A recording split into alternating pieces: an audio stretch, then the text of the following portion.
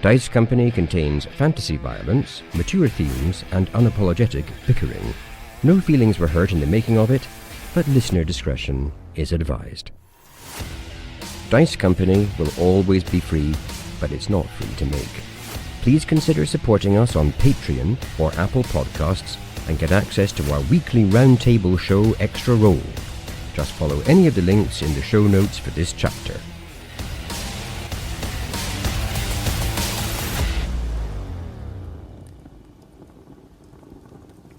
In the catacombs of Castle Ericsson, the Warden of Lumatorn, Wolf Ericsson, kneels, with his arms spread over the top of a stone coffin, as one of his valets descends the steps. My lord, I'm sorry to disturb you. You know not to disturb me while I am paying my respects, Valeris. This had better be good. I'm sorry, my lord, but Emperor Salazar has requested entrance to the city.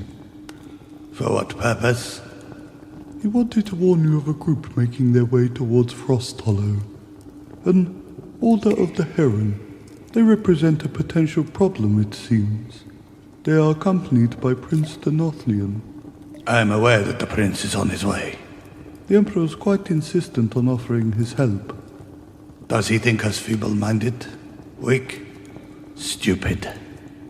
Does he imagine, do you think, that anything could happen in this city without my knowledge? I suspect he is just keen to formalize peace between Cantioch and Athlon. How long have you been by my side? Oh, close to a century, my lord. And in all that time, have you ever considered that perhaps I may be outmatched or outsmarted? Has there ever been a time where I have made a simple mistake or missed a crucial detail? No, my lord. Then why do you think I would need the help of someone like Salazar? A commoner? A nobody? There is nothing he can offer which I do not already have. No, my lord. Only what? Speak! The Emperor intimated that if you did not lower the protections around Frost Hollow, then he would have to use his not inconsiderable power to enter without your permission. Valeris. Even the worms are turning. The protections are unbreakable, forged through sigils of the five hells. He may have some power, but not enough. Salazar will wait until I say he may enter. Tell him Warden Wolf Ericsson does not need or want his assistance. Tell him to be a good boy and wait. Yes, my lord. And Valeris limps back upstairs, closing the door behind him.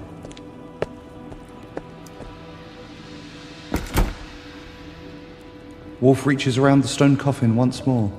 Look what has become of me, Sergei. You would not even recognize me anymore. 'Tis truly a blessing you are dead, dear brother.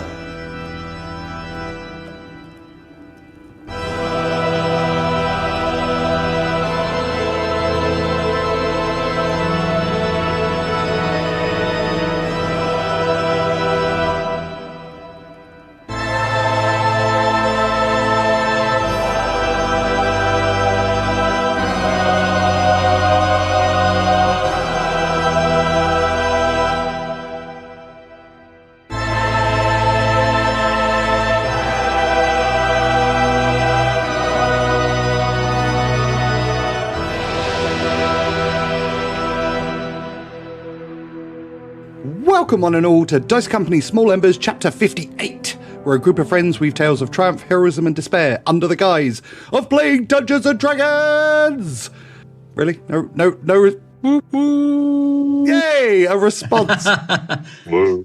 I thought it was the middle of your bit, so we had to be quiet because you were still going. Yeah. Well, I appreciate that. I thought you were going to call us a pack of toad-swilling knee draggers or something. You normally have a name for us there. My name is Tom and I'll be your DM through the continuing adventures of this disgraced band of toad-dragging knee swillers. Well, that's unkind. Not sure there's any for that. Rude. Toad-dragging knee swillers. the rest of my intro. What's the rest of my intro? Never have a script. Never. Please introduce yourselves and tell us one fun fact about your character. Yes, what he said. Augustus. Hang on, I didn't bring a fact. Vander. No. No, just wait. No. Al's up first. Harry. Hi, I'm Harry, and I play Tock, an imposing 6'8" automaton. So Tock trusts Madame Vastra's foretellings implicitly, but seeks to verify them nonetheless. Other principles that Tick taught him were in building trust with others, that Tock should be nice, forgiving, retaliatory, clear, and dampening. Really, you know what? You all. Some listeners will understand that. Some players might as well, you never know. Theoretically, one of us will get one of them eventually. The DM has no idea what's going on. Some listeners will understand that. I mean, you can see why we're a runaway smash hit, can't you? we're always catering to 0.01% of our audience, but never the same 0.01%. So anyone who listens all the way through, about once every 2 years, they're like, yes, I got that one. Is there going to be any explanation for the DM who has no idea what that was about? On the Discord, there probably will be tomorrow. Oh, well, fair enough. As the person who spends the most time on the Discord, I got no problem with that. I'm a lurker on the Discord. That's what we need. That is what you need on a Discord, is people saying nothing. That's how you drive engagement. Giving away our secret sauce. Erratic catering to absolutely nobody and sporadically appearing on social media. Perfect. This has got off the rails earlier than normal. It's good. I've got a fact now. I don't care. Dave. Hello, Sad. I'm Dave, and I play Petron Oakflower. As listeners may be aware, Petron is very passionate about fungi. He's aware of a particular fungi which has some renowned hallucinogenic qualities. However, this particular fungi must be passed through a reindeer, and said reindeer's urine must be drunk. Petron can report that he has done this, and the effects are spectacular. In fact, the hallucinogenic effects allowed him to re-experience his old life with his tribe, which was extraordinary and beautiful, but he also realized that he should only do that once. Otherwise, he would not be able to stop. Okay, a few points. Firstly, now you're with your new tribe. I'm not sure how I feel about lackadaisical mentions of the old tribe. Secondly, fact plagiarism. And thirdly, I thought the rest was rather sweet. There you go. All hail Amanita Muscara. That's the chap. Yeah. Did everyone else want to jump in all the time and say that their character was a fun guy? Oh my God, literally, it took all of my self-control not to go, I'm a fun guy. Why did the mushroom go to the party? Don't worry. I'm sure the listeners will put that joke together themselves. That's one that 99% of the listeners can get. Probably not the other 1% were the people that got Harry's thing. I think we've just alienated the 0.01% who got the random thing. Hi, I'm Charlie, and I play Vander Finnick. And because we haven't mentioned it for some time, I thought I'd return to the near endless subject of soup. Why does Vander like soup? Well, when he was a small boy, his mother, who you know is very dear to him, used to give him pea soup when he was ill. Interestingly, he didn't actually like that much, but many years later, and after his gruesome torture, he spent a number of months not being able to consume any normal food until one day someone placed a bowl of soup in front of him again, and he again tasted the magnificent pea soup and realised that this was a medium of food he could still enjoy. So Vander does love pea soup particularly, despite loving all kinds of soup. And there's both a historical reason and a new reason for him to have that. Has he actually had any of that during the podcast? I don't think he has he? Vander often denies himself awesome pleasures. I don't think Vander knows about the podcast. I don't think you want Vander to know about the podcast. Peanut Gallery! Fantasy wizard. Peanut soup. Oh, no. Done and done, Harry. Peanut soup it is.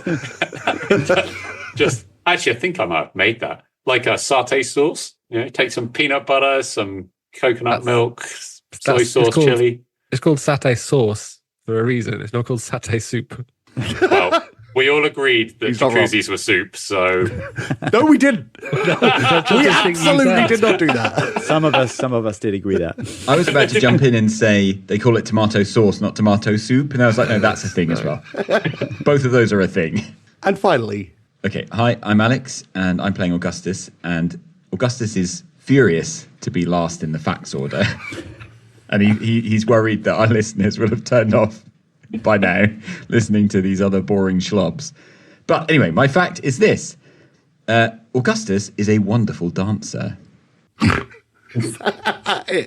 difficult sell there, wasn't it? That's it.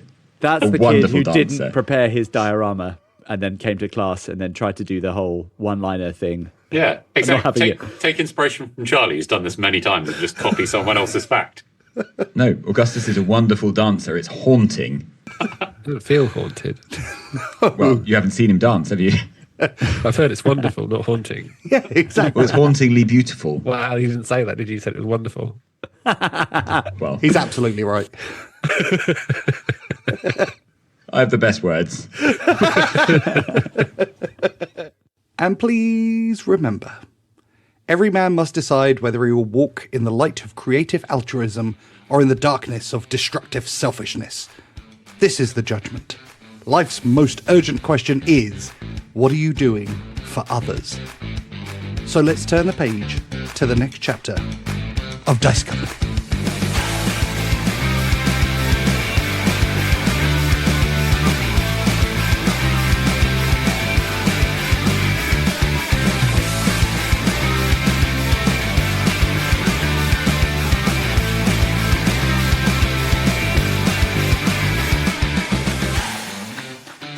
Previously on Dice Company, you're in Frost Hollow, the Jewel of the North, under the control of Vampire Lord Warden Wolf von Eriksson.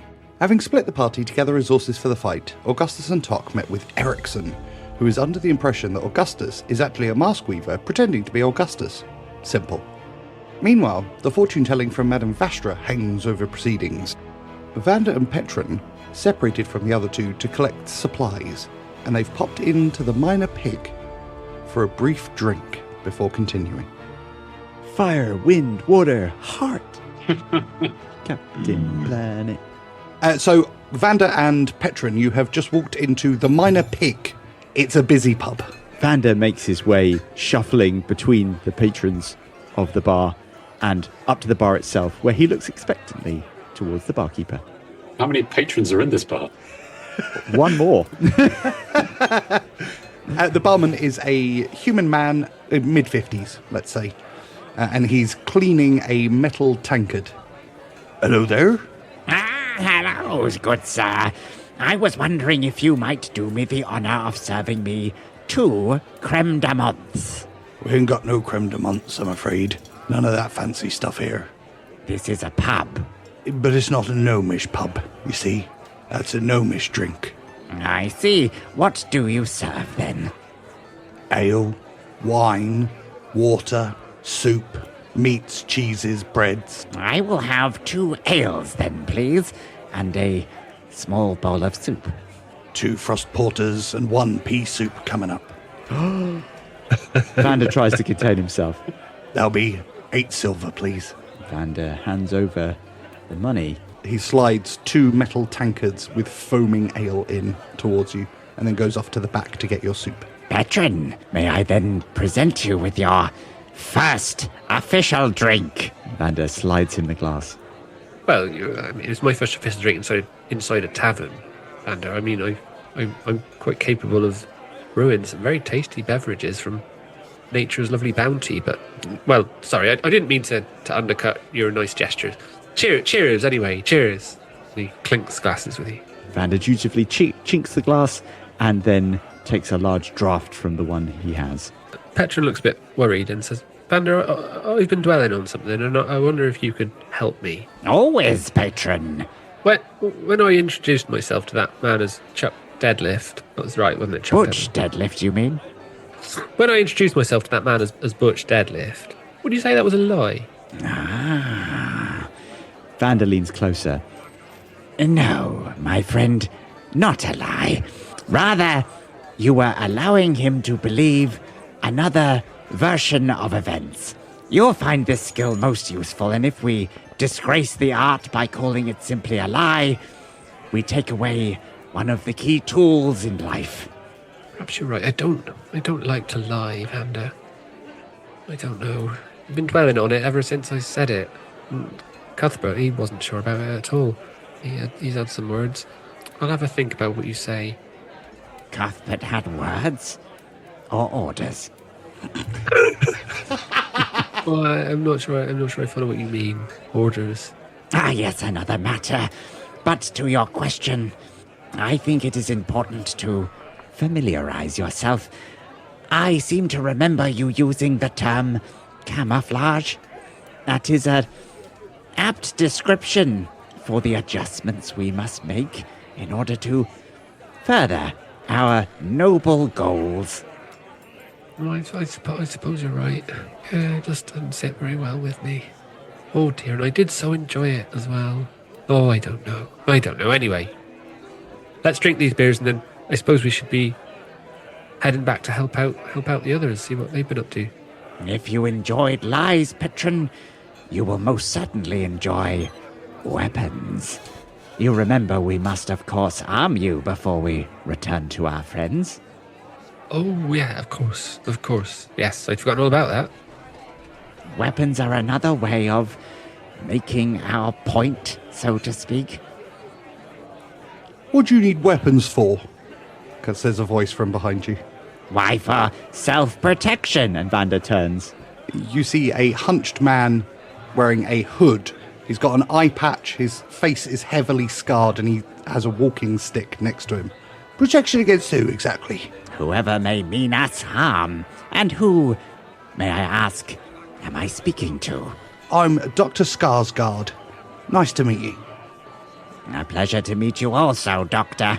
And why are we speaking now? I feel I may have created an interest in you based on your last words. It seems to me that random folk talking at the top of their voice in a tavern about buying weapons, they must need those weapons for something. It's not a particularly violent city as far as I can tell, so protection seems odd, unless you've managed to draw the ire of someone powerful, perhaps. How close am I? Not at all. Like you, I am a sufferer of some ailments. It is natural for such folk as us to want to provide some securities. May I ask, are you a purveyor of said weaponry? No, me? No. I'm a doctor. I heal people of weapons and the wounds that they cause, you see, so it would be against my oath to sell weapons. You know what I mean? I'm slightly suspicious of this character. Can I do some sort of insight check to see Yeah, what absolutely. I think? Oh, natural 20 for 24. Your suspicions have proved correct. This man is a walking ball of lies. You're confident that everything he said so far has been a lie or a mistruth or misdirection of some kind. The way that he moves, the way that he carries himself, the scars on his face, he bears no resemblance to any kind of medical professional you've ever seen or heard of. He certainly doesn't have the essence of a healer of any kind. If anything, he's the opposite. He also, despite carrying himself in a hunched manner with a walking stick, appears to have no actual problems moving any of his limbs or joints. So, my friends, have you been to the Temple of Isidore? We haven't had the pleasure yet, no. Oh, you look like you could do with going there. I mean, looking at the way that you carry yourself, you're almost as broken as I am. And I was planning to head over there myself in a moment, if you would care to join. And for what purpose would we join you? Well, the healing waters. I can get you a good discount from High Sepulchre Marsh. A doctor that seeks healing waters and also possesses a number of gruesome scars. How confident are you in said healing properties, Doctor? Oh, very confident. I have only just arrived here in Frost Hollow in the last couple of days. I haven't had the privilege of speaking to High Sepulchre Marsh yet. I say, well, if you're obviously you're a healer yourself, have you not tried using some of the herbs that are available around here? For example, Have you tried using the ginkgo root to act as some sort of anti-inflammatory, which would help you with your pain? He stares at you for a moment, and his eyes almost seem to glass over. And then he says, "Oh, of course, I gave that a try. But, it didn't work for me. Didn't work. Everyone knows that."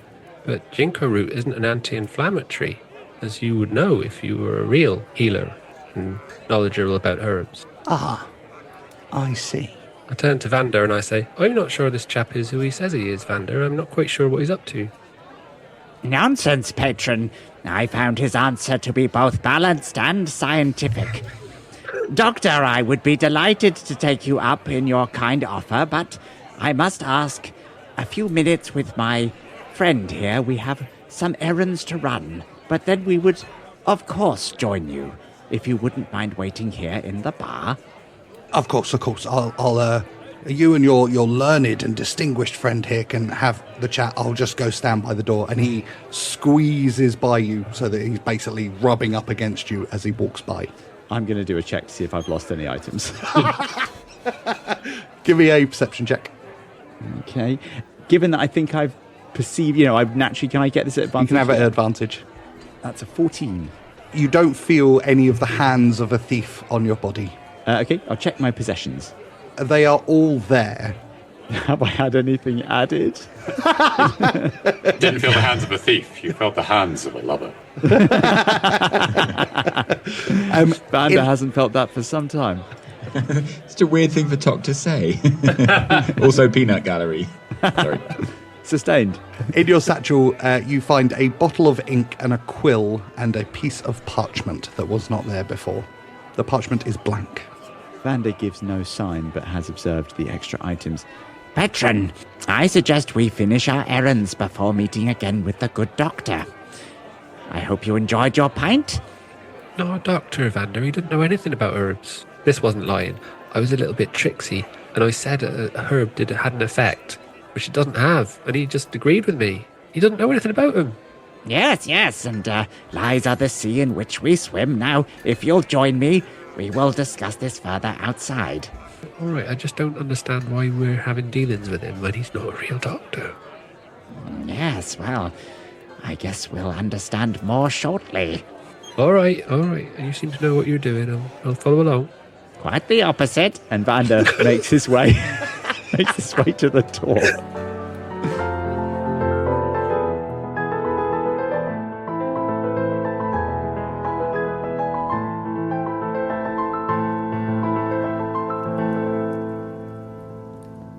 Augustus and Tock, Wolf Eriksson has just left your presence, and you are stood in the study area of Elmanderporn's townhouse.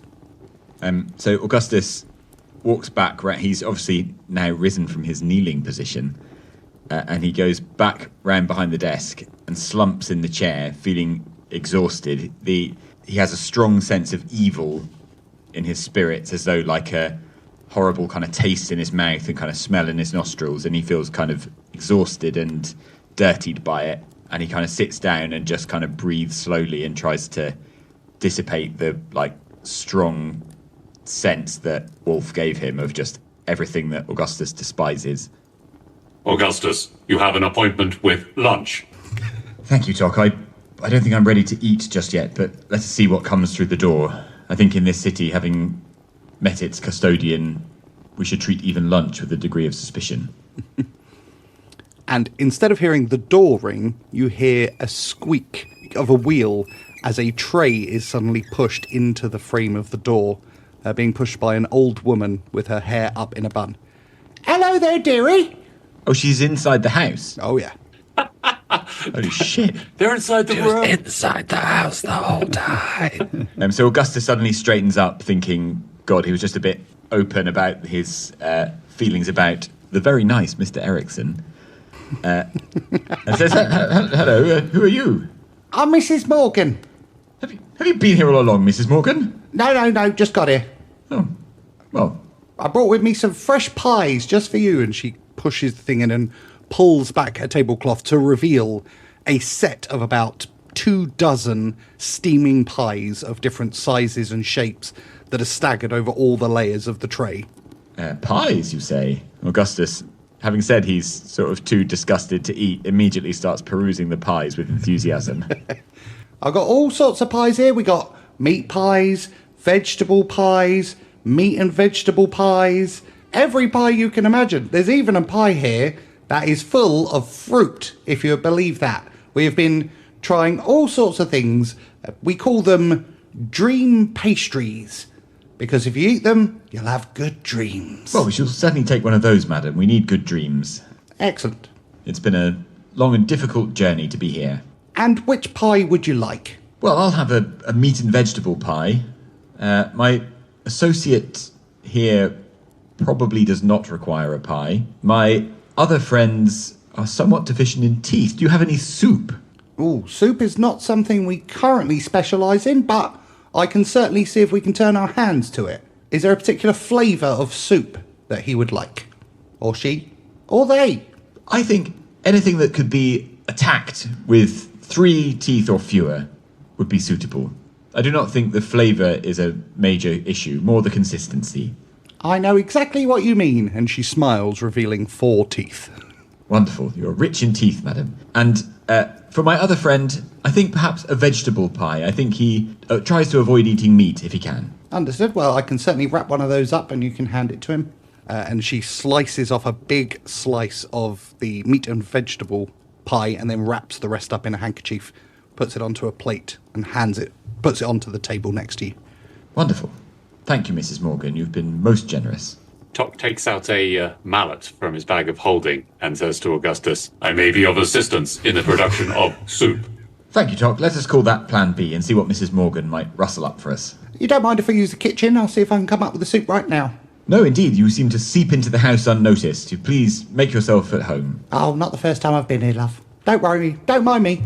Mrs. Morgan, if you'll excuse my impertinence, you strike me as a somewhat unlikely servant for Master Ericsson, who we recently met and encountered. Could you tell me how you come to be in his employ, or are you in his employ? No, of course I'm not in his employ.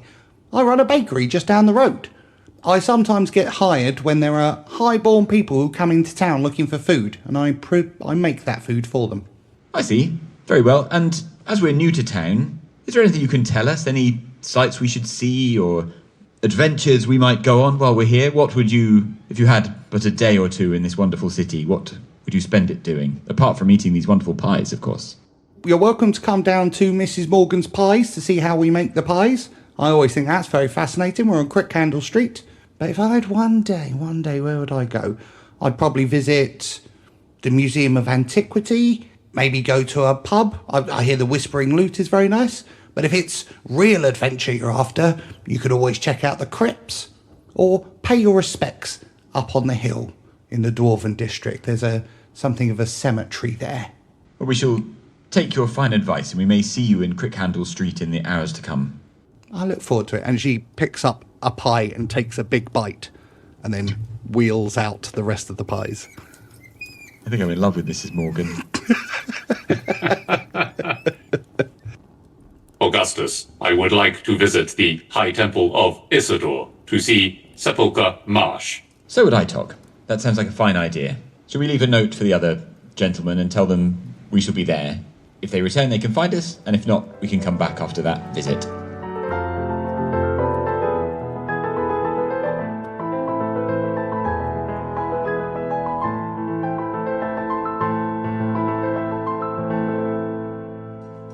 Vander and Petron. Hello. You have left the Dr. Sarsgaard by the door of the Minor Pig. So Vander steps out of the bar and pulls Petron aside for a second. Petron, let me first pay you the compliment of having seen the rather astute trick you played on the good doctor. A most useful ruse. It's just basic herbal knowledge, Vander. Basic any doctor ought to know about that stuff. Indeed, but well employed, if I may say. Thank you. I felt it was close to deceit, but not quite over the line, so I was all right with it. I thought it was all right. Indeed. Well, my reason for going along with the doctor's story is that we do indeed wish to speak with Sepulchre Marsh, and having a person with us who we know to be dishonest may indeed be an advantage, for he would not know we know. Well, as you know, Vander, it's been a while since I interacted with people, so I'm finding it all a bit complicated, but I suppose I'll just sort of follow along and see how it goes, see what I can sort of pick up. Of course. Well, I am indebted to you for your rather astute observations. And now, I think it best we arm ourselves for what comes next in case the doctor needs removing. Right. Excellent. Then, let us make our way to a place of armaments. And Vander casts about the street. Oh, no, just one quick clarifying point, Vander. Yes? Vander turns back to Petron. Firstly, removing sounds a bit ominous. Secondly, we do own a weapon. I've got a quarterstaff, which is my preferred weapon, and I have to say I'm fairly handy with it, you know? I'm no slouch. I just need a weapon because we talked about Wolf Eriksson. I need a bladed weapon. I just don't carry one, that's all. Of course. Then let us go and remedy this little problem. Right, you are. So as you look around Crickhandle Street, you see a blacksmith's called Forsad's Blacksmith. Forsad. Ah, the perfect shop. And Vander begins shambling in its direction. Inside, you see a stocky, thick, four-armed blacksmith whose interactions with the small number of shoppers he already has are short and blunt. He's got a big beard, and having handed a small blade over to his last customer, he turns towards you. What can I get you? We are looking for a weapon befitting my good friend here. And Vander gestures at Petron. Hello. By the gods, he's massive. Yes. My name is Butch Deadlift, you hear Petron say, but the joy's gone out of it a little bit, to be honest. Good name, strong name. Do you have a sickle or something like that? What sort of fancy the sickle? That'd be quite useful, wouldn't it? Of course I have sickles. I have every weapon you can imagine. Are you quite sure, Butch? Vander says, gesturing at the array of weapons. Have you considered this? And Vander gestures to a triple-bladed axe. Well, that's not practical, is it? It is my finest design. It is a good weapon, good for killing people. Oh, I'm sorry, I didn't mean to be rude. It's very nice. It's lovely. It's obviously very beautifully designed. I just think a sickle would be a bit more practical. Do you have any scorpion whips? Of course. And he pulls out a whip with a kind of hooked end onto it. This is simple. For someone of my abilities, this is very simple. But your friend seems intent on having sickle. But may I suggest this? And he pulls out a huge sickle, like massively oversized sickle. It is a great sickle, good for a man of your size. My God, you could cut 2 people in half at the same time. Maybe 3. Well, and then obviously you could bring in the harvest as well, so it's multifunctional. That's what I quite like about sickles, you see. Right. Oh, indeed, yes. Harvest. I hadn't considered it, I suppose. And what sort of price are we looking at for that? For you, my friend, 30 gold. I turned to Vander. I don't have 30 gold. What can I have for 5 gold? 5 gold? You can have the weapon of a child, I suppose. Well, that's how much money I've got, I'm afraid. He slides the massive sickle and he pulls out a very finely crafted, dainty sickle. You can have this for 5 gold. 20 gold for the correct sickle. Shopkeep? No, the price was 30. 25? You seem to have a problem with your ears and your mouth. If I say it is 30 gold, that does not mean it is 20 gold or 25 gold. It means it's 30 gold. You didn't mention 28 gold. Give me a persuasion check. How many thousand is Vander carrying? Oh, 7. Shocking. I mean, it could be 32 gold. I don't know. Who knows? 30 gold is a fair price. It is, isn't it? Well then. And Vander reaches into his pockets and produces 25 gold. 25? He looks expectantly at Petron. All right, fair enough. Because your friend, the farmer here, is A kind soul, clearly, not one for using such massive weapons. I shall throw in the smaller sickle for free. Consider it my gift to you. Very kind of you, thank you very much. Is there anything else? Not from my point of view. That will be all. Thank you, though. We will certainly shop here again. Please make way for the other customers. Of course. You look around, there are no other customers. Vander pretends not to notice that. You're a busy man, I understand. And Vander begins shambling from the shop. As you step out of the blacksmith's, you can see that your friend, Dr. Sarsgaard, is waiting expectantly. But you also see the rather strange appearance of Augustus and Tock marching down the street. I'm gonna cheerfully wave to Tock and Augustus. Hello, gentlemen. How have you fared? All very well. Look at this. Vander very kindly nearly bought it all. Contributed very significantly to this, and he shows off his lovely new great sickle. Wonderful. Are we farmers now? It's a dual purpose item, Augustus. That's what makes it so good. It is a very handy piece of equipment for harvesting, but it's also quite a fearsome weapon in the right hands, which I like to think mine are. Very well, Patrick. We also purchased the other supplies. And Vander surreptitiously opens his cloak to reveal an array of vampire-killing weaponry. Very good, Vander. We shall be unstoppable. Indeed, Augustus. I would be keen to learn of your exploits, but first, allow me to mention that we have made an acquaintance. A charlatan, to be precise. The good doctor, you see, lurking by the bar there, has offered to take us to Sepulchre Marsh. I thought it prudent to accept his little invitation. That is convenient, Vander. That is our destination. Ah, Tock, your booming tones have been missed. Then we are of an accord. Very well. He's not a real doctor. I don't think he'd even think to open a window if someone's in trouble. Metagaming! Gentlemen, let us remember to keep our disguises and identities. I am the Prince of Gothamer, here to hand over my throne to the wonderful Ericsson, and you are my servants, Slubbins, Deadlift, and Falling Wardrobe Unit 3. What was Tock's name? Was it? I don't think we'd made okay. Sorry. a name for the, I do apologise, Tock. You shall have, as before, to play the role of a non-sentient automaton. I realise this is an imposition, my dear Tock. I hope you will not hold it against me. I will not hold it against you. However, it may be difficult to play the role of a non-sentient automaton in the High Temple of Isidore. I have business with the High Sepulchre Marsh.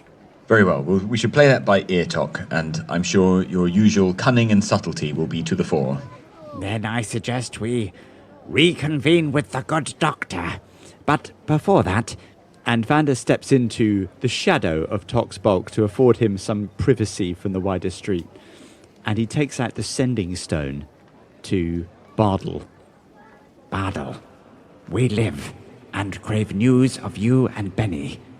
Are you all right? Message ends.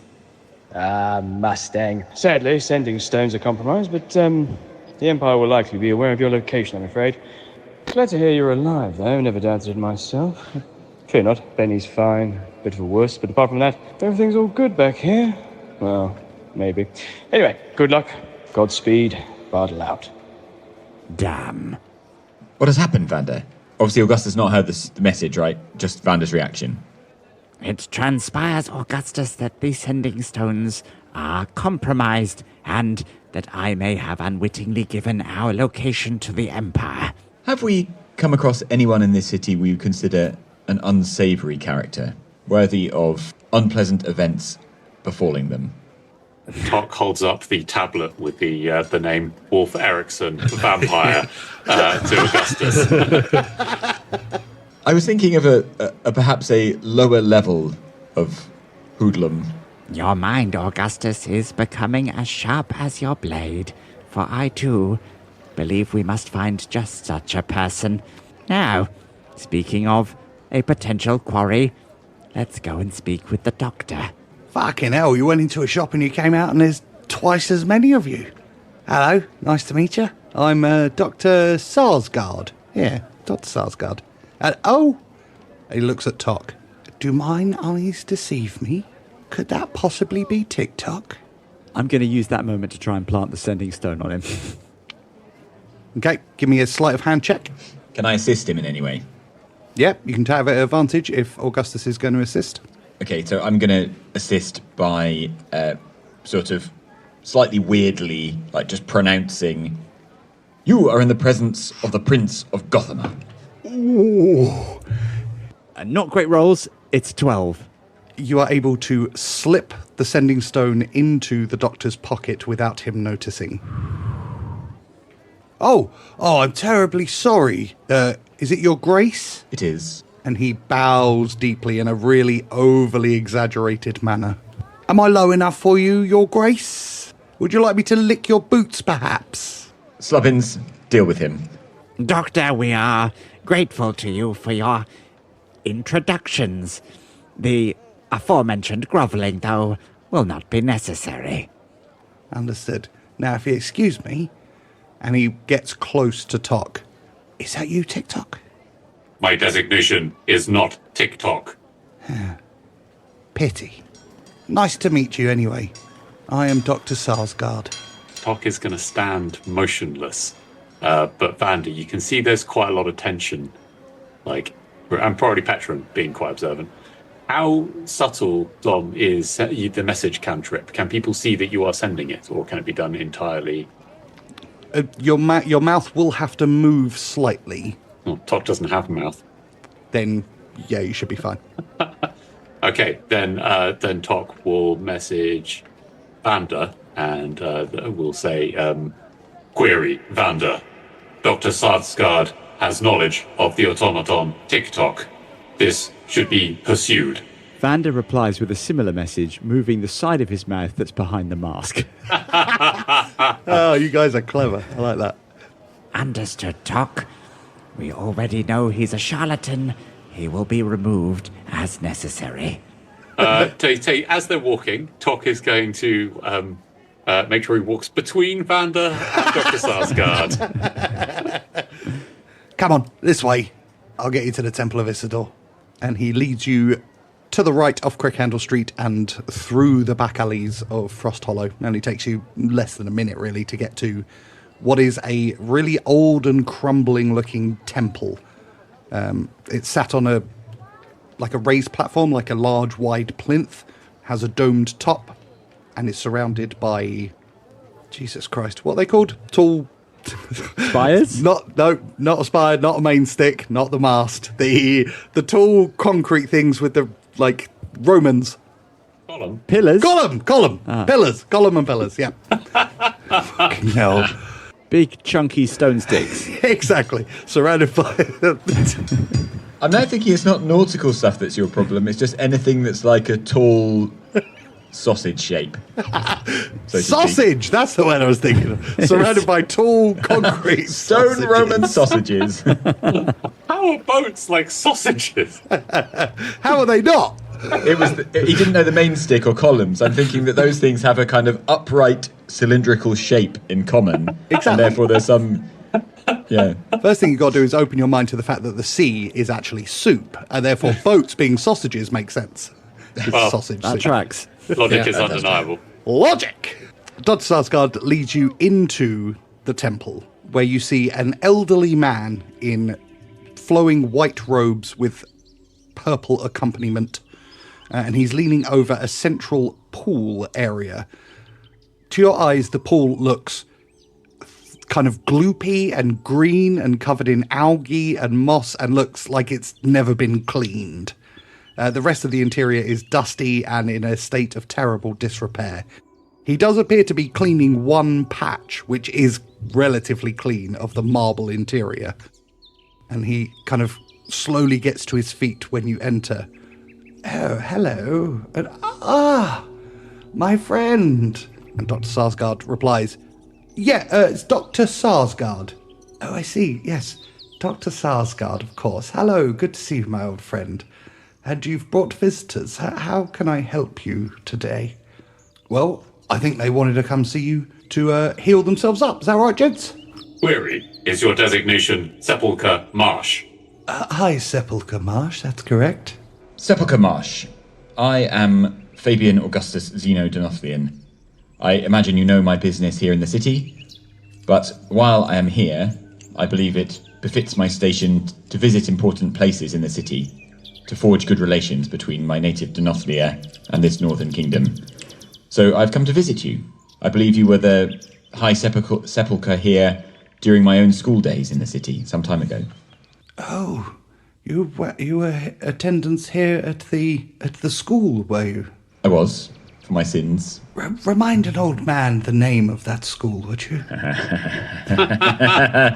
I said it in an earlier fact. I will dig it up and... Of course, insert school name here, of course.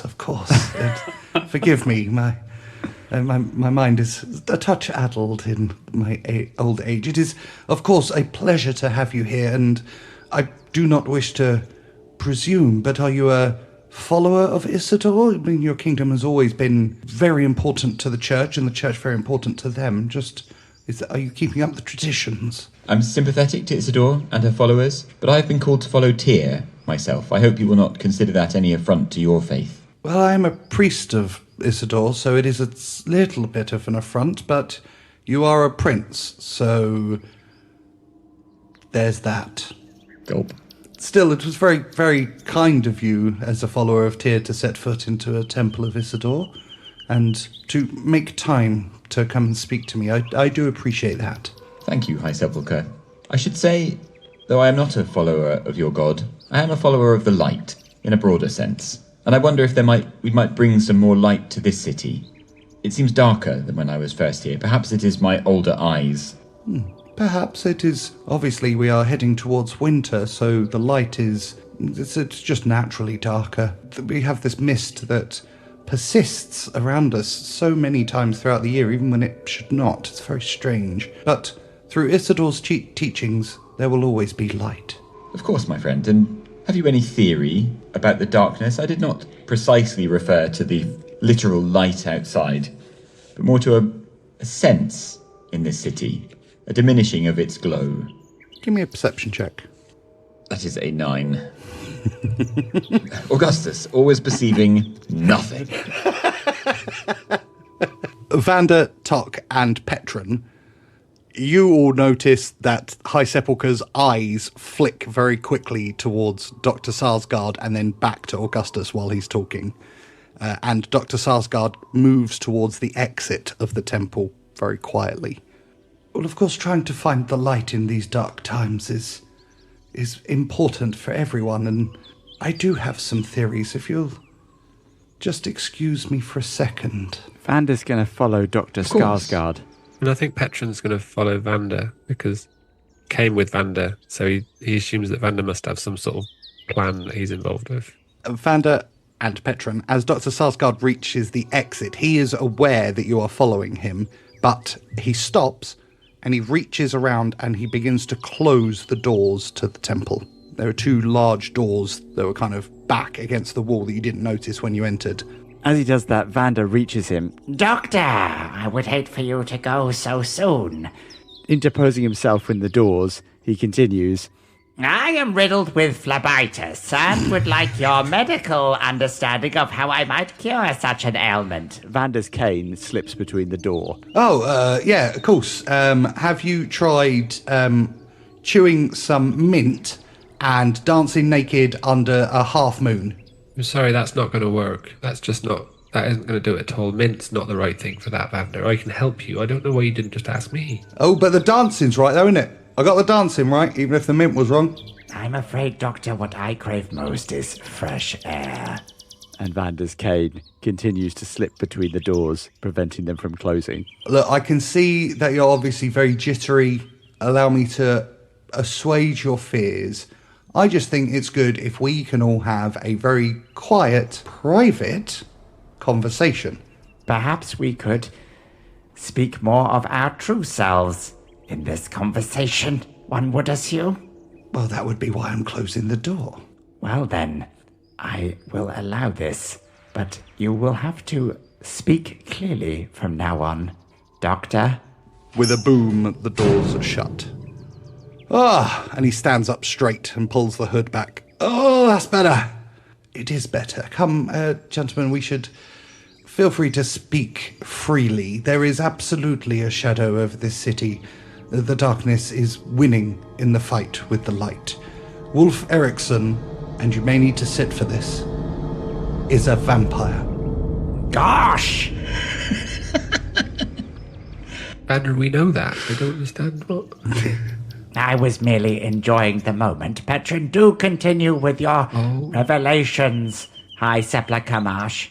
My friend here is not really a doctor, although I think your large friend has already established that. He seems quite intuitive, if I may say. I've heard that furbolgs can be such. His real name is Awillian.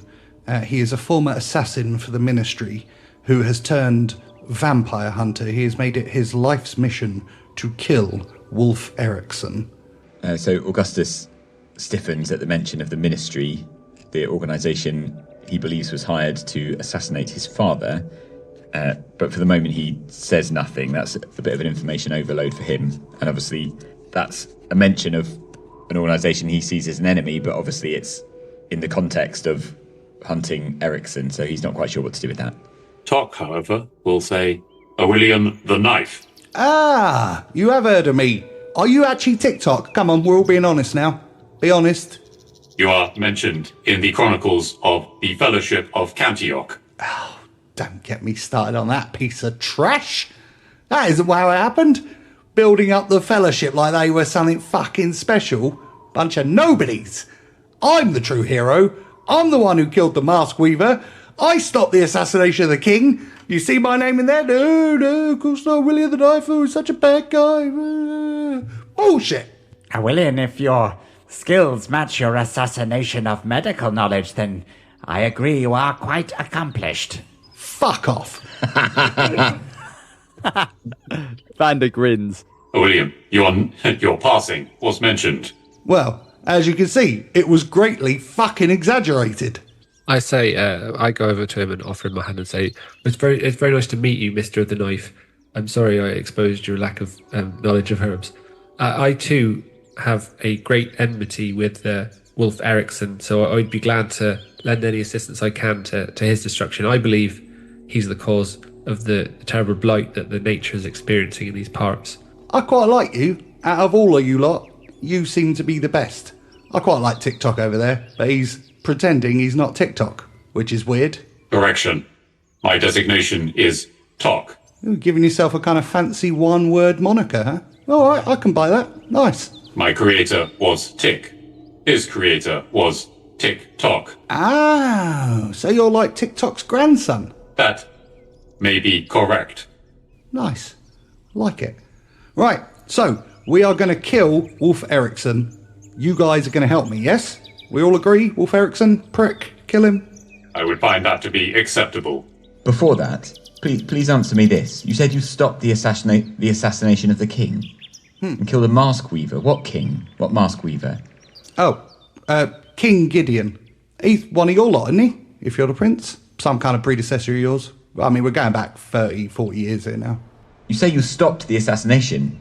I have a rather different tale. In fact, I have a story that you yourself killed him. You don't want to believe that, mate. Obviously it wasn't me. Do I look like I would kill a king? I ain't killed you yet, have I? And you're basically a king. Oh, fuck, what does Augustus do here? You're right there, mate. You look like you're having a bit of a haywire moment. Your brain's gone a bit fuzzy. I should say so. I have had much information today. And I'm seconds away from having you clapped in irons. Oh, you really are a prince. My apologies, Your Grace. I will give you the requisite amount of time that you need to process all of this information vis-a-vis I am innocent and a hero. Explain yourself. Make it good. All right. After the Fellowship completely failed, because they were shit, and that other lot, can't remember their name, I was sent by Wolf Eriksson, before we knew he was a vampire, to go down and deal with a potential plot of Mask Weavers trying to assassinate the various kings. Turns out, right, Wolf Eriksson was actually the one that hired the Mask Weavers in the first place to assassinate the kings so that he could become king himself. Now, I was able to stop the assassination of King Gideon II, but it was decided, being that he was something of a coward, that he didn't actually want to die, so instead he went into hiding, claiming to have been killed, and pinned the blame on Wolf Eriksson. I appreciate this is complicated. There's a lot of information for you, especially if you've been brought up, believing the histories, as it were. So, I have killed Mask Weavers. Wolf Eriksson works with Mask Weavers. Wolf Eriksson is a vampire. He's evil. And I've made it my business to try and kill him. Now, it has been 30 years since that happened, and I have yet to kill him, because he's quite tough. But I have heard of a weapon that I think can do a good job on him. It's called the Dark Blade. Ignore the ridiculousness of the name. It is a powerful weapon, and I am trying to get my hands on it. Would you like to help me? Augustus just sits down and kind of rubs his eyes, hopes someone else is going to take over because he's got no idea what to believe, and that's a huge amount of information. Not least that his grandfather potentially still lives in hiding. So there's a lot there for Augustus. So he's just going to take a minute. Augustus, the dark blade that Awillian mentions may be similar to the blade in the foretelling. Well, I think if we've got somebody who wants to help us out to deal with Eriksson, then we say yes, we need all the help we can get, don't we? Agreed, says Vander, stepping forward. William, you are a deeply flawed human being, but I have a soft spot for those. Nevertheless, I will not hesitate to blow you in half with this flintlock unless we can get to some sense soon. I do rather like your proposal. I think we can work together, and I think where you have supplied the weapon, we may well be able to supply the opportunity. Our friend Augustus is... I've got that right? Yeah, it's his name. Yeah, our friend Augustus may well be able to gain an audience with our quarry. That will supply the opportunity. We must also, though, remove a mask weaver who may unravel these plans before they are able to make contact with our quarry. I suggest we retrieve the weapon, kill the mask weaver, and then place ourselves in proximity to Wolf, and thereby all of our ends are met. What say you? I think that is a fantastic plan. Excellent. What about you, Augustus? Are you happy with this plan? I mean, we could do a vote. We used to do votes amongst the tribe if we had to make big decisions. We could do that that would make you more comfortable. I think it's important we have consensus among the group because we're all equals here, aren't we? Of course. Take your time. Don't let me influence you. And he just wanders over, sits down, pulls out a silver knife and just begins spinning it on the end of his fingertip and then throwing it up in the air and catching it. So Augustus kind of instigates a little huddle and says, "Gentlemen, can we seriously trust this man? His stories are very far-fetched. I think he was involved in the death of my grandfather." Augustus, Sepulchre Marsh has messaged me with the information that Awillian may be trusted. Can we trust the Sepulchre, though? It all seems so strange. I don't know what to think. Augustus, I suggest you turn to Tyr for guidance. Yeah, Augustus will kind of relax, try to open his kind of religious sense and kind of ask Tyr for guidance on what to do in this situation. Okay, roll a D100, please. 92. You don't hear anything from Tyr in response. Oh, that felt like a good roll. Augustus, if I may assist your cogitations, I believe we have been told the truth today on this one matter. What William's wider intentions are, who can say? But I believe we can work with him on a limited basis. Very well, Vander. I can see that the troubles of the day are more pressing than the pain of the past, although you can understand my problem, or you can understand my trepidation, having a father and a grandfather both assassinated by, as far as I understand it, by the Ministry. I'm baffled by what he says, but perhaps we will have to take it up another time. What I know for certain, having met this Wolf Eriksson, and we shall give you the full story when we have a moment to speak about it, is that he is evil, and if we can destroy him, we have to do it. I agree entirely, Augustus, and I understand your wider point.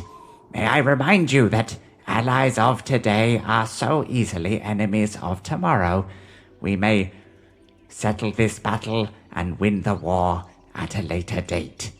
Augustus, if you wish to be further reassured of Awillian the Knife, there is a power known by clerics. They may cast a zone of truth. Untruths may not be spoken within this zone. We could request Sepulchre Marsh to use this ability. Very well, Tock. And Augustus walks up to these two, who I assume are kind of together now. Yep. And says, Sepulchre Marsh, we wish to proceed with this plan, but I need some sort of guarantee of Awillian's honesty. You can understand my concern, given the implication that he was involved in my grandfather's death. Of course. Of course. Can you use any power to bind him to truth, so that I may trust what he tells us now, and not become yet another casualty to this ministry which has dogged my family? The Sepulchre looks to Awillian, who kind of sighs and rolls his eyes really over the top manner. Go on then. I think it would be good if we were to all stand within the zone of truth, and that way there are no secrets. I agree. And can we voluntarily fail? Yeah, I'm pretty sure you can. I mean, because I think the person casting the zone of truth knows if you've passed or failed. So it would make sense for us. I mean, obviously, yeah, God knows, I'm sure Vander will want to roll, but Augustus will submit to telling the truth. Tock obviously doesn't know that you can cast Zone of Truth. He wasn't there. But if you cast it, then you know that Awillian has definitely failed. The Sepulchre lines everyone up in a kind of circle, and you see him as he begins muttering, and his hands glow white, and then a zone of truth is cast around you all. For those of you who would wish to retain the ability to lie, please give me a charisma saving throw DC 16. Vander's totally rolling. I don't need to, because Tock never lies anyway. Sweetheart! Petron's not a fan of lies, so he's happy to fail. He's a master of disguise. He's virtually a spy. Vander is desperately closing his mind. Oh, with an epic fail. Does Sepulchre Marsh know that Vander tried to resist? Probably not, I'm going because to the say roll no. is so bad. There was no resistance. I think Vander briefly thought of cheese before completely submitting to it. What was the roll? It was a 4. Which is a... Natural 1. There we go. Hey. So Sepulchre Marsh steps forward into the circle. I am Sepulchre Marsh. Hi, Sepulchre Marsh of the Church of Isidore. I am concerned about the dwindling support of my church in this city and the darkness which reigns. I am also concerned about a creeping dread that I feel out the corner of my eye. I cannot see it, and I cannot remember it being there, but I feel like there is a darkness all around us.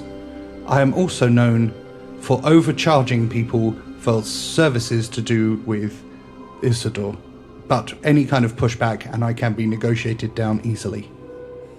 And he looks to the floor and goes, Sepulchre, do you refer to the creeping darkness of Uromykos, the great fungus? That is not a word I recognize, and your obvious intelligence is intimidating to me. Do not be intimidated, Sepulchre. There is a fungus we have discovered in the forest. It has encompassed a wide area. It is infected with an arcane corruption. The mountain of Everfrost appears to be the epicenter. I am more intimidated and also quite scared now. So am I. I am Awillian the Knife. I am a former member of the ministry. I am the best killer on all of Cantioch. I saved King Gideon from being assassinated and moved him into hiding. And for that good work, which is the most honourable thing I've ever done, I was pilloried and run out of the places that I actually enjoy frequenting. And I've had to go into hiding, pretending to be a doctor. I have no medical knowledge whatsoever. That's true. I quite like the fact that you're honest and that you could see right through me. Well, it's very kind of you to say so. I appreciate it. Are we doing introductions? Is that what's happening? I'm Petron Oakflower. I'm a furbolg. I used to live in a grove not too far from here. My best friend's Cuthbert. Say hello, Cuthbert. There he is.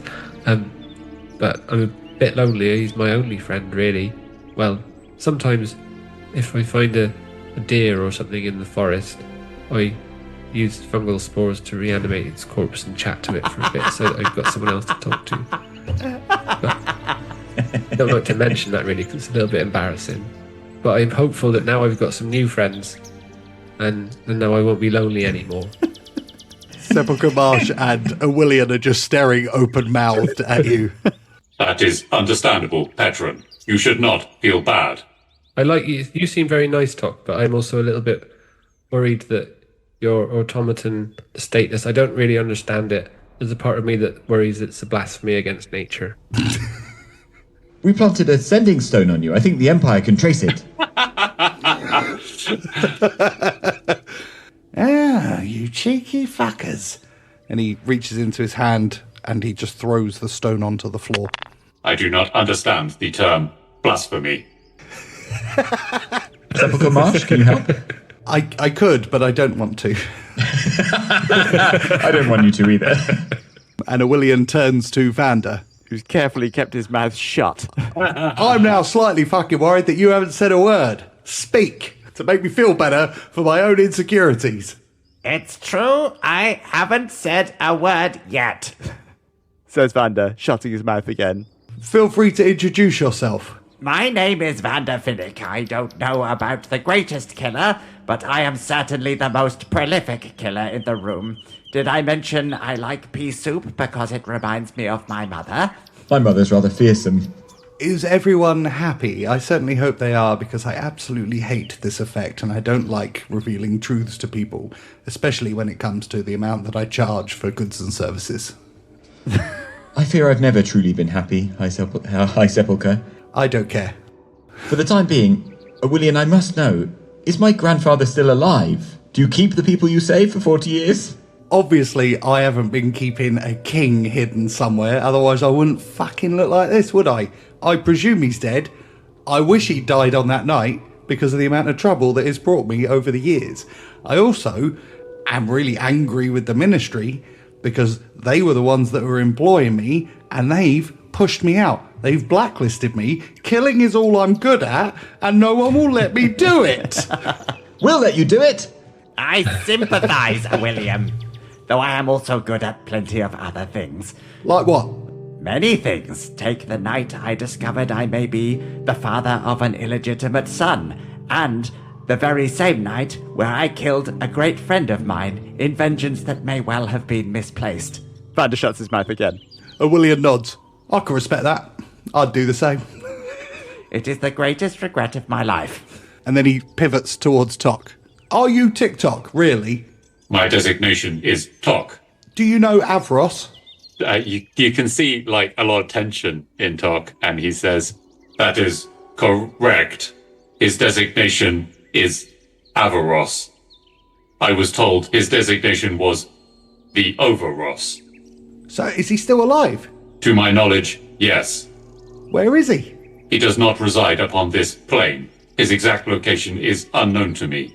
It is on the plane of Concordia. I don't really know what any of those words mean. But it's good to hear the old guy's still kicking ass. He's still kicking ass, right? I have not observed him kicking any asses. However, he is of a grumpy disposition. Ah, yeah, that's Avros. I do know. It is not fitting for a god. Hey, what? He's not a god. He's just an old fella who likes milk. I mean, he's funny. I like him, but I mean, I'm not. Do you think I'm a god? Negative. No, but I do think that Petron is a vessel, taking orders from his true master, his pet weasel, Cuthbert. Is that true? What? Of course it's not true. Me and Cuthbert are a team, aren't we? We make decisions together. Squeak. And then you just hear a series of squeak, squeak, squeak, squeak, squeak, as Cuthbert tells the truth. He's agreeing with me. Petron is clearly unaware of the relationship. And High Sepulchre Marsh closes the zone of truth. And Augustus says, I'm a magnificent dancer.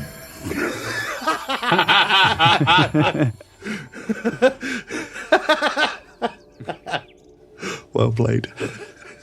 I respect you all. Vander breathes a sigh of relief. The anti-zone of truth. Are we all now happy that we are, at least on this instance, on the same side? Yeah. That is correct, given uncertainty as to the human emotion of happiness and its translation to automata. And you see him just stare at you momentarily, and he just nods. Good. So, and he reaches into his robes and he pulls out a piece of parchment and unrolls it. This is a map of the mountain of Everfrost and the Dwarven tunnels. We believe that the Dark Blade is being held there. I have marked on the map where you would need to go to, where we think it is in an antechamber, which was the site of a battle 30 years ago. Why does Ericsson not keep the blade about his person? He has never actually held control of the blade. He has claimed it in public that he does have possession of it, but he's been unable to enter this antechamber. We do not know why. So Tock is going to immediately start making a copy of the map. Very well, gentlemen. Should we set out? Do we have anything to wait for? I suppose we ought to scatter and not draw attention to ourselves. We should indeed make haste, for we have only 3 days to be back and to lay the relevant trap for our mask weaver. Sepulchre Marsh, before I go, I have a private request. It will require secrecy. And so Tock is going to stay for a little bit longer. Oh, of course. Shall we say that we shall meet by the entrance to the Dwarven mines in 3 hours? That is ample time. Excellent. It's been a most fortuitous meeting, and thank you to William for bringing... Do you have a name? Does your group have a name? Like, so many groups of history have names. The Fellowship, you hear William go, fuck 'em! And the Company of Gentlemen, double fuck them! Do you have a name? We are the Order of the Heron. Augustus, the Order of the Heron encompasses many individuals. Hundreds, possibly thousands. It certainly does. With many more to come, we hope. Am I in the Order of the Heron? If you'd like to be patron, we generally, and Augustus glances at Vander, try to avoid conscription. Hashtag compel Piper. Joe. I'd like that. I'd like that very much. Very well, patron. There is a small ceremony and ample time to conduct it in the 3 hours between now and our expedition. Vander, if you refer to the branding that you did whilst inebriated, technically that has not been performed on Petron or myself. An interesting observation, Tock, and one we must address as soon as we get back to our place of abode. Rest of you make your way, presumably back to the townhouse for a couple of hours? Mm-hmm. Leaving just Tock in the temple. Tock, how can I help you? So Tock will look around. Presumably there are back rooms or something similar? Yep, there are a couple of back rooms. Okay, Tock will start making his way there and will say, Sepulchre, we will require privacy. Very well. And he follows you into the room and closes the door behind you. This is as private as it gets. I find that to be acceptable. So Tock will take from his bag of holding. First Tick is going to climb out of the bag. Oh, my word. And then both Tick and Tock are going to lift out the statue of Seraphina. And Tock will say, Sepulchre, this is a statue of Squirrel. She is a Rojan of the Council. She has been petrified. I request a boon. I believe clerics of deities such as Isidore have access to a greater restoration magic than I possess. Of course, my friend. I can restore your squirrel friend here. The cost is minor. It's 450 gold. I would find that to be acceptable. Would you like to do it now? I would find that to be acceptable. Okay. You will need to bring Squirrel back into the main chamber. I shall make sure the doors are closed, and we shall place her into the healing waters of Isidore, and we shall reverse the petrification. Okay, Tock and Tick will carry and follow Sepulchre Marsh. Anyone else think Tock was going to murder him then? I was a little bit worried. Oh, what? Tock's a sweetheart. He wouldn't do anything like that. So he leads you to the pool in the centre of the temple, which is, again, covered in algae and looks absolutely disgusting. If you would like to place her in the healing waters of Isidore, I will perform the ceremony. It will take no more than a few minutes. Okay, Tock will follow his instructions. He grips a pendant around a chain around his neck, and he begins muttering. You see his hand going, and glowing, brilliant white light bursts out of the waters, and the algae and everything is just burnt away by the power of Isidore. And the statue of Seraphina begins to glow white as well as it uncracks itself, revealing Seraphina. And she screams,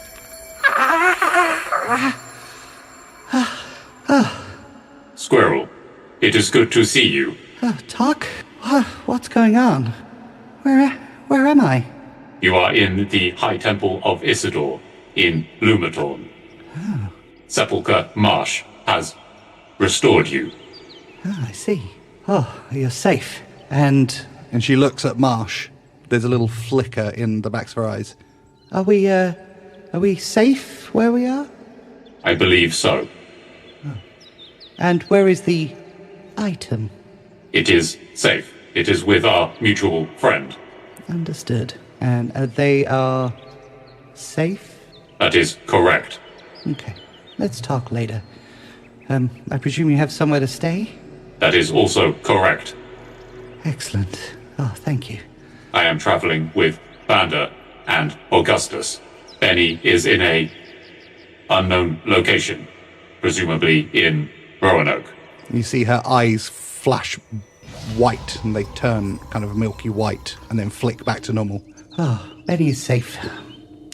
Okay, take me to wherever you're staying. I would find that to be acceptable. So Tock will pay Sepulchre Marsh his 450 gold, and will thank him profusely. Sepulchre Marsh, you have my thanks. That's profusely for Tock. And you carry Seraphina back towards Elmander Pawn's townhouse, unpetrified, but looking exhausted. And we will end it there.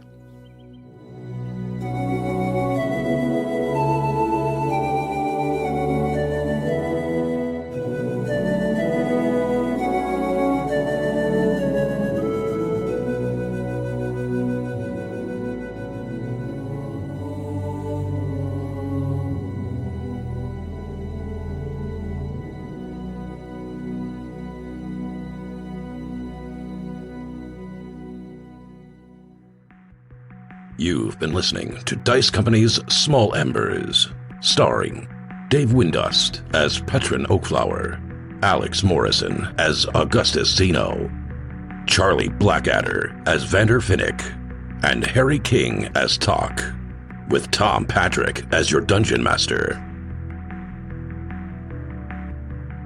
The humans of Dice Company would like to thank the following sweethearts for their support.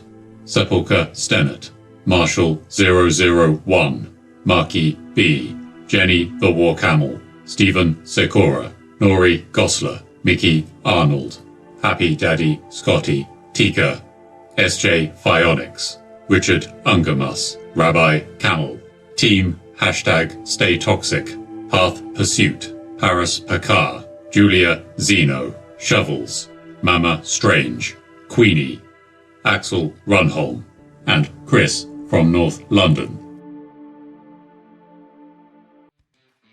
It's funny though, isn't it? That you basically you make a character, you speak a single sentence in that character's voice, and then that's done. That's it. Yeah. Like same with Priest Nick and Mouse. Like, yeah, it's so funny, isn't it? But like you don't, I didn't. None of those voice, like Priest Nick, I didn't even mean to make him Scottish. It just happened. Like you just reach into some. Is there a collective word for like stoats and weasels and those kind of things? I feel like there's a group. Yeah, muscadet. Muscadet. Oh, he actually had a word. I thought that was a kind of wine. That's the genus of stoats and weasels and such like.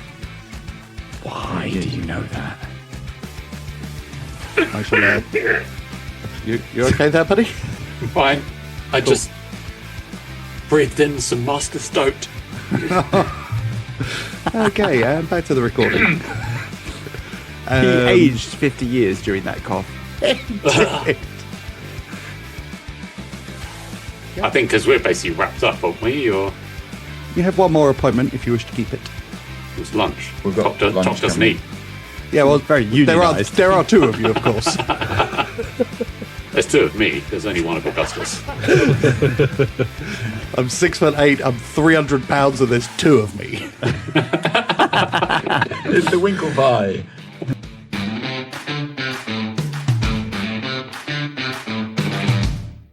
Lore. Thanks for listening. Please consider supporting Dice Company on Patreon, where for the price of a cup of coffee you get access to a whole other show, Extra Roll, as well as an ad-free listening experience. The Dice Company Discord server, along with our socials, can be found on our Linktree in the show notes. If you enjoyed this chapter, please like and subscribe, and don't forget to recommend us to your friends. If you didn't like it, recommend us to your enemies. And we'll see you next time on Dice Company.